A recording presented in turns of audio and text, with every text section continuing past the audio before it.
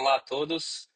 Essa é a apresentação do meu trabalho prático final do curso de pós-graduação em cibersegurança para negócios na área digital da FIA Online, tendo como professor orientador o Carlos Eduardo Pires de Albuquerque.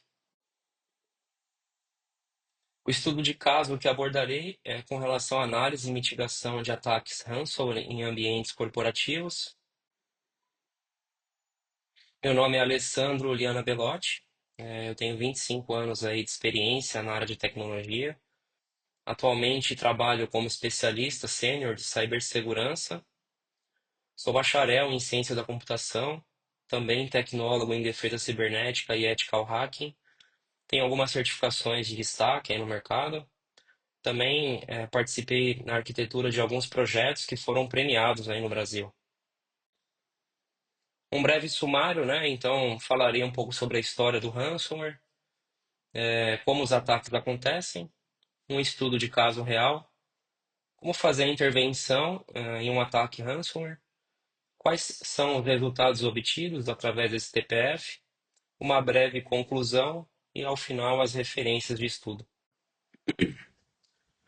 Bom, o objetivo principal desse TPF é falar sobre uma das principais ameaças cibernéticas que temos atualmente no mercado, que é o ransomware, né? É uma ameaça aí de cibernética que tem como principal objetivo criptografar os dados da empresa, né, visando exigir aí um resgate financeiro.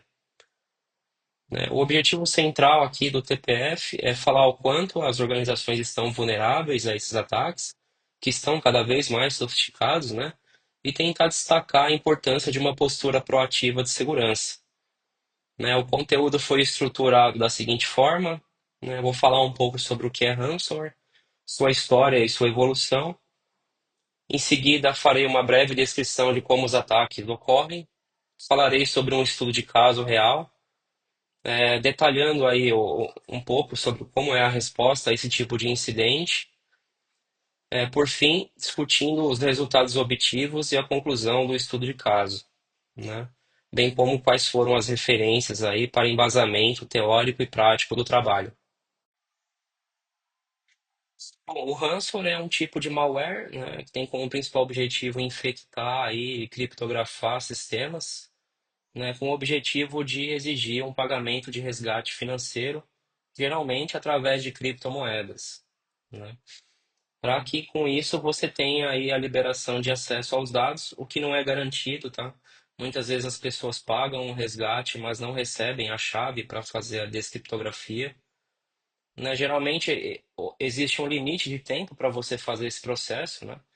Normalmente aí 72 horas, né, para que você não tenha tempo de pensar, né? Então eles colocam aí a pressão psicológica, para que a pessoa afetada ou a empresa tome a decisão rapidamente, né? Esse tipo de ataque costuma ter como vetor inicial aí e-mails de phishing, né, algum roubo de credencial, exploração de vulnerabilidades em sistemas desatualizados, né, que depois se movimentam aí lateralmente, né, visando atingir servidores e sistemas críticos, né. Geralmente é dessa forma que o ataque acontece. E o ransomware apresenta uma grave ameaça aí à continuidade dos negócios, né, podendo paralisar operações inteiras, né, causando prejuízos financeiros expressivos e talvez prejuízos de imagem aí irreparáveis para as empresas. Bom, o primeiro ransomware conhecido foi o IDES Trojan, né, por volta aí de 1989. Né, ele encriptava os dados, né, e solicitava o pagamento aí através de e-mail. Né, usava uma cifra aí de criptografia relativamente fraca, né, mas foi um salto aí de evolução de ameaças para a época bem significativo. Né? Em seguida tivemos a evolução aí da parte criptográfica, né? Desse tipo de ataque, com cifras mais fortes, né? Então tornando mais difícil aí o processo reverso de descriptografia. Né? Em 2013 tivemos aí o ataque ransomware mais conhecido, né? Que foi o CryptoLocker, né? Que já usa aí uma criptografia RSA, né, e já começou a exigir o pagamento através de criptomoedas, né, dando início aí a uma nova era, né, de ataques ransomware, né. Em seguida, tivemos a evolução do ransomware via ataques de phishing, campanhas direcionadas, né? E ataques profissionais, né? Feito por organizações criminosas, né? E atualmente, o core, digamos assim, do ataque de ransom é o Ransomware as a Service, né? Ele é disponível na Dark Web, né? Pessoas acabam alimentando essas organizações criminosas, né? Fornecendo aí dados e fazendo com que isso vire de fato um negócio, né, que gira milhões de dólares aí ao ano, né? Então temos vários grupos aí conhecidos na Dark Web, né, que fazem esse tipo de ataque mediante extorsão, né? O Review aí é bem conhecido, né? O Lockbit são grupos de ransomware bem conhecidos na Dark Web, né, e bem ativos atualmente. Falando um pouco sobre como os ataques ocorrem, né?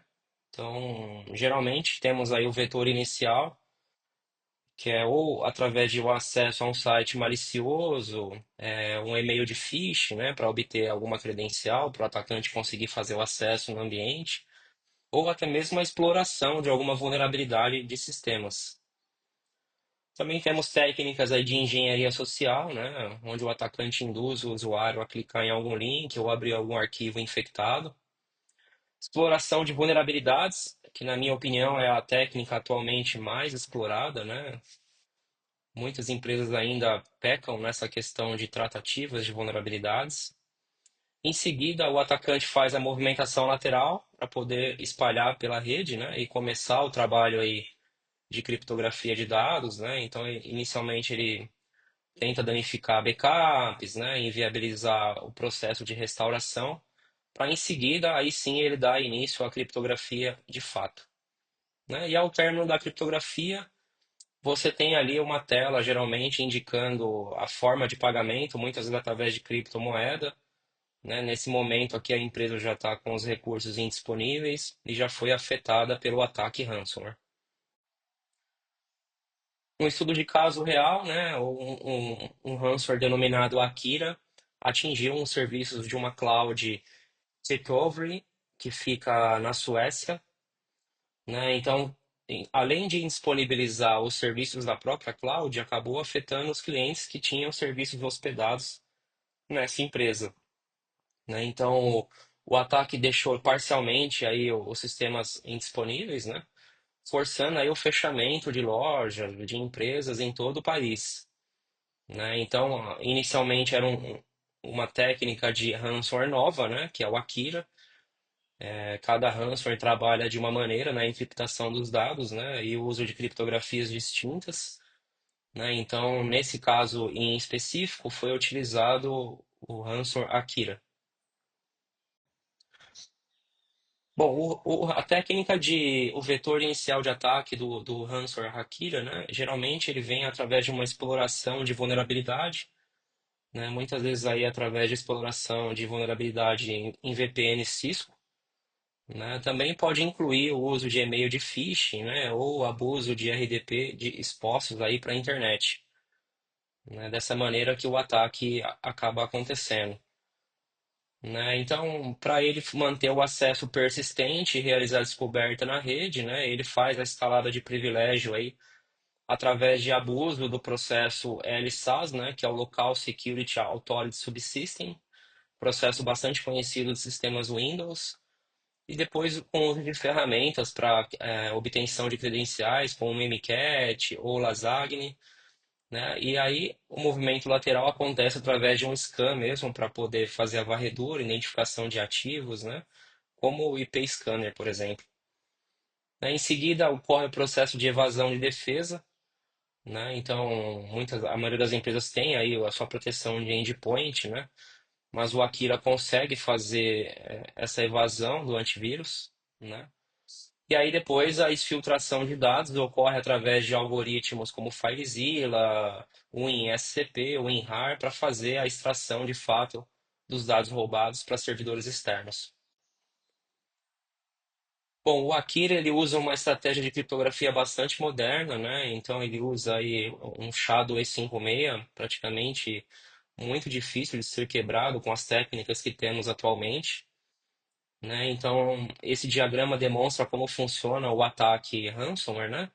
De uma forma mais gráfica. Então, ele obtém aqui uma credencial comprometida de VPN, né? Ou explora o CVE, que ele consegue fazer o bypass aí de autenticação, faz o acesso persistente através da criação de uma conta.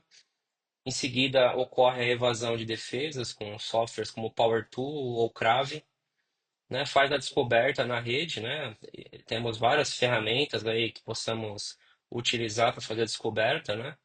Para identificar quais são os ativos, né? Quais são as joias da coroa que chamamos, né? São o foco principal aí do ataque.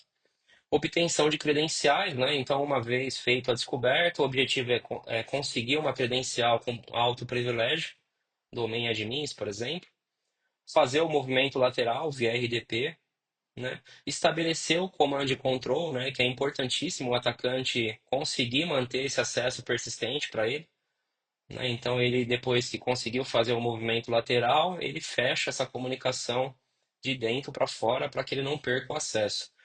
E aí sim ele começa a fazer a extração dos dados, né? Então ele faz a exfiltração de todos os dados relevantes da empresa, né?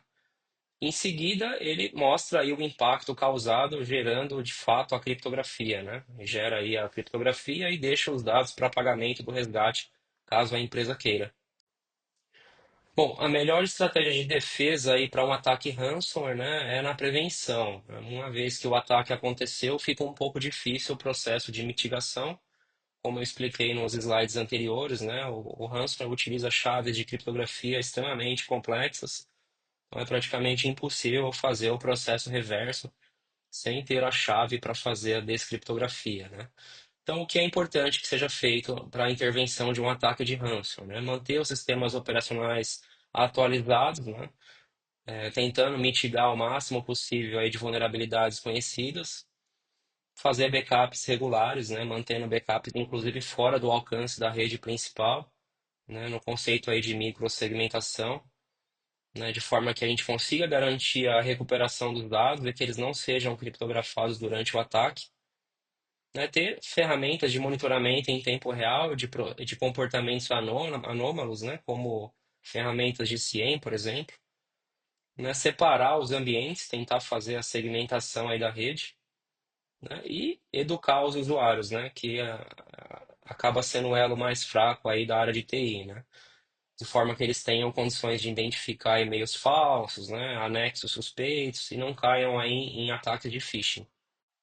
Bom, aqui é a explicação de uma forma gráfica, né, detecção e contenção, tentar identificar os sinais de ataque antes que eles aconteçam, né, isolar as máquinas que forem infectadas da rede, né, isso aqui já falando da resposta ao incidente em si, né, acionar a equipe de Search e SOC, né, que é a equipe de resposta a incidente, tentar identificar o vetor de ataque para poder entender qual é o ransomware que fez o ataque, né, e conseguir identificar a melhor forma de resposta, avaliar os sistemas impactados e tentar verificar aí se houve exfiltração de dados.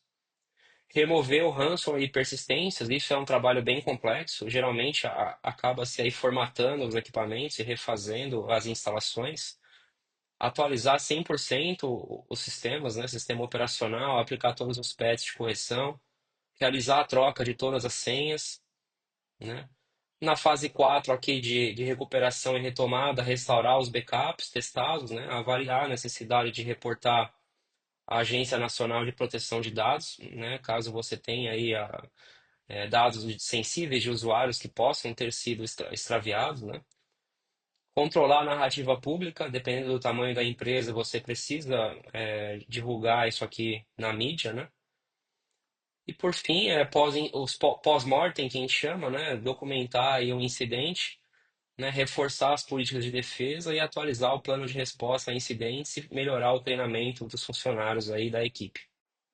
Bom, o principal objetivo aqui desse TPF é poder falar um pouco sobre o ransomware, né? Quais foram os resultados obtidos aí conhecendo um pouco da história do ransomware, né? Qual é o processo evolutivo dele, né? Demonstrando aí um caso real, de ataque de ransomware, né, que aconteceu, as formas mitigatórias de recuperação, né, falar um pouco aí sobre a importância de manter o ambiente atualizado, né, se possível ter aí alguma ferramenta de EDR ou XDR, né, mantendo o backup offline em ambiente separado, né. Então, tivemos várias lições aprendidas aqui de acordo com a proposta do plano do TPF.